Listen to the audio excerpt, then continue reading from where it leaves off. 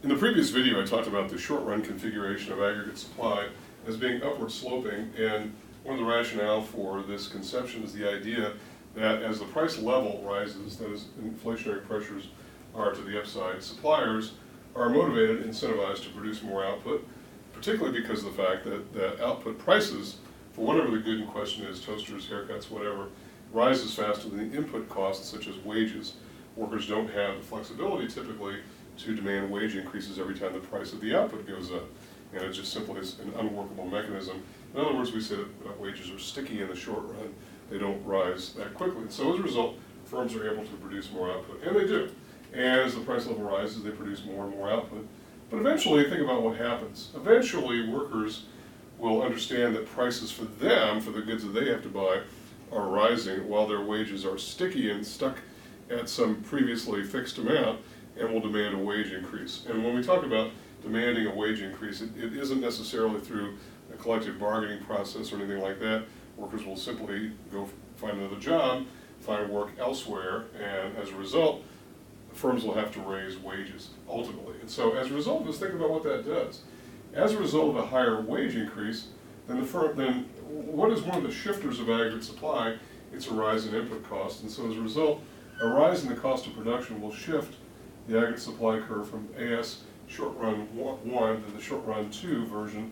So as a result, there's a walking back of aggregate supply. So as with any input costs, and in fact this goes back really to our original definition of supply, if the cost of production rises, supply tends to shift left. Why? Because if it costs more to do something, a supplier will provide less of that. He'll do less of something that costs more to do. Okay? So as a result, we have a leftward shift of the supply curve back in this direction. On the other hand, what about if the price level is falling and firms then produce less output because they're less motivated to do that? And keep in mind, the very same effect that works for sticky wages and other input costs works in this direction as well. There's a deflationary tendency in the economy. As a result, firms are producing less output. They're going this direction as the price level falls, but yet wages are still fixed in place. And at some point, however, firms will say, okay, we need to lower your wages. And it does happen.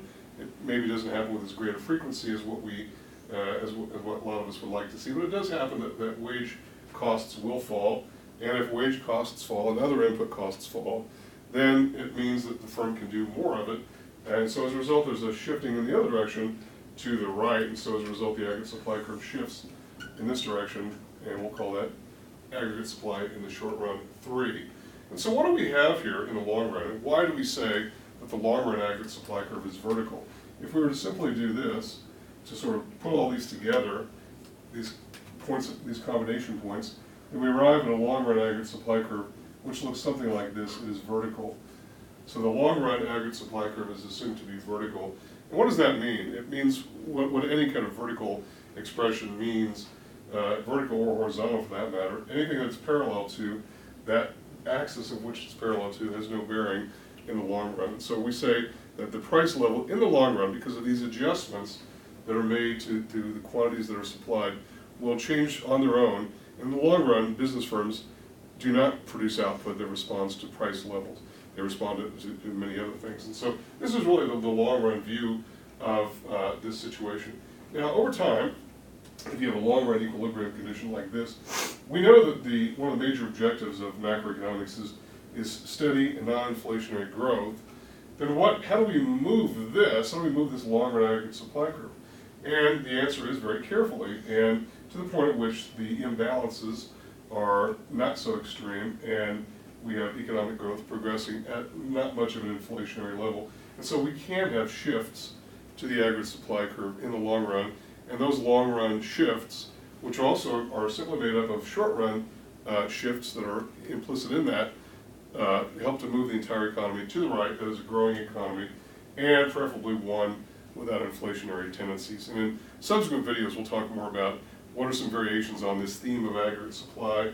In particular, what are the impacts on unemployment and inflation of these changes in GDP over long periods of time.